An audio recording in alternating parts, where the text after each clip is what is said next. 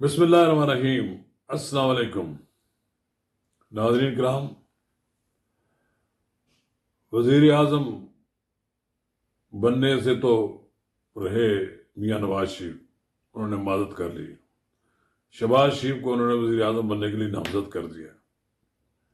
اب یہ سارے کام نواز شریف نے شہباز شریف کے سپرد کر دیے ہیں۔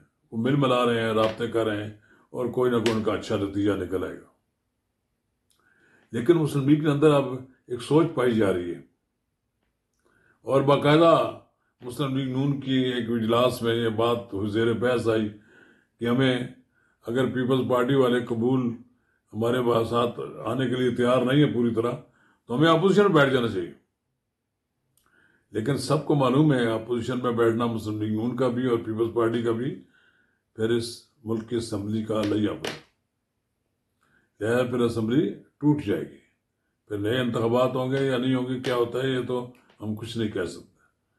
ناظرین کرام، قبل اس کو آگے بڑھیں، اگر آپ نے میرا یوٹیوب چینل نواز رضا کے ساتھ اب تک سبسکرائب نہیں کیا تو برائے کرم اسے فوری طور پر سبسکرائب کریں، لائک کریں، اور اب آپ کے ساتھ شیئر کریں، اور آئیکن کا وہ بٹن دبانا نہ بھولیے کہ جب ہم ویڈیو لوڈ کریں تو سب سے پہلے آپ کو اطلاع ملے۔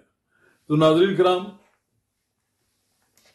مسلم لیگ نون میں بھی اب ایک سوچ پائی جاتی ہے کہ ہم اپنا کیوں سارا سیاسی سرمایہ ضائع کر دیں۔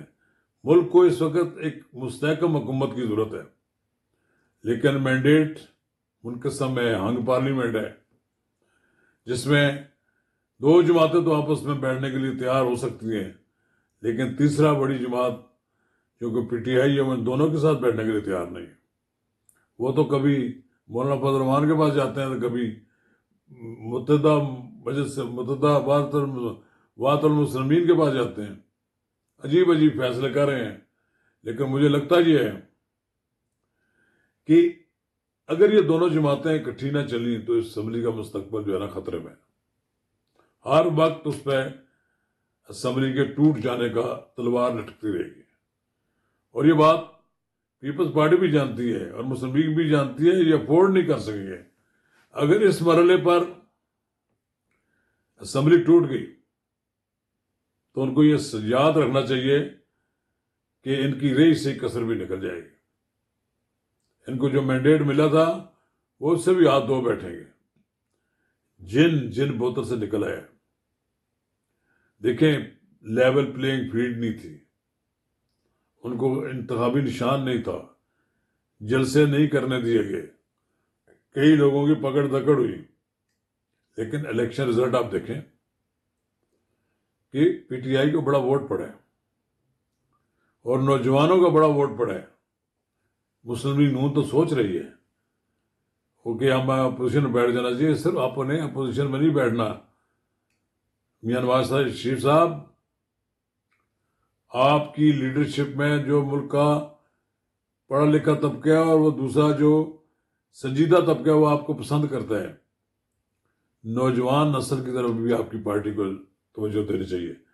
مسلم اسٹوڈنٹ فیڈریشن، یوتھ ونگ ایسے لوگوں کے ہاتھ میں ہے جو اب جن کو سے یہ عہدے چھین کر نوجوانوں کے حوالے کر دینے چاہیے۔ نوجوان یوتھ ہے، یوتھ ونگ، اور طالب علموں میں بھی وہ پڑھے لکھے طالب علم ہوں، تو یونیورسٹیوں میں سب جگہ آپ کی جماعت کا کوئی اثر نظر آئے۔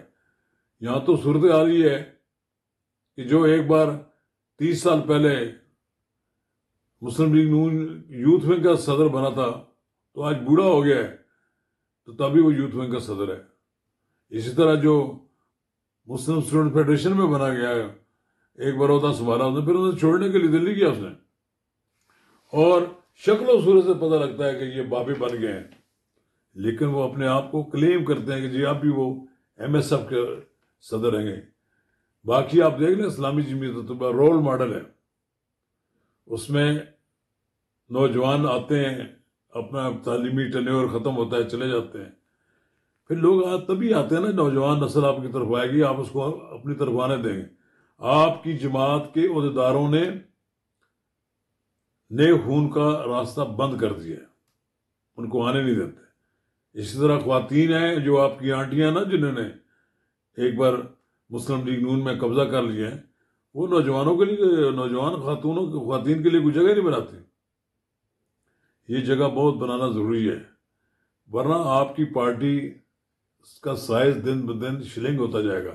آپ کتنے کمپیوٹر تقسیم کر لیں، آپ کا ایسا کوئی فائدہ نہیں ہوگا. ہاں، میں یہی کہتا ہوں کہ ایجوکیشن مفت کر دیں، علاج مفت کر دیں، اور اسپتالوں کے اندر جو چور ڈکیت ڈاکٹر ہیں ان کو الٹا لٹکائیں. وہ جو آپ کا پیسہ، لوگوں کا دیا ہوا پیسہ کھا جاتے ہیں، اس کو کنٹرول کیا جائے. سب کچھ ٹھیک ہو سکتا ہے. آپ ایک کسی ایم ایس کو، کرپٹ ایم ایس کو مثال بنا دیں اور اس کو سزا کی، آپ دیکھیں کہ سارے کے سارے بندے کے بچے بن جائیں گے، کوئی چور بازاری چھوڑ دیں گے. آپ اس طرح پنجاب کا آئی جی، دیانتدار آئی جی جو لگا ہو، تو سارے صوبے میں اسی کو اختیار دیں کہ وہ اچھی شہرت والے پولیس افسر لگائیں، اور پولیس افسروں کے پاس سفارشیں نہ جائیں.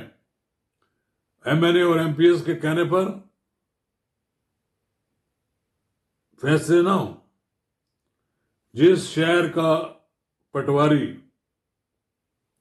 ٹیکس، محکمہ ٹیکس اور اسی طرح دوسرے اداروں کا لوگ رشوت لے رہے ہوں گے، تو آپ سمجھے اس شہر کا ایم پی اے، ایم این اے بھی برابر کا شریک ہے اس کام میں.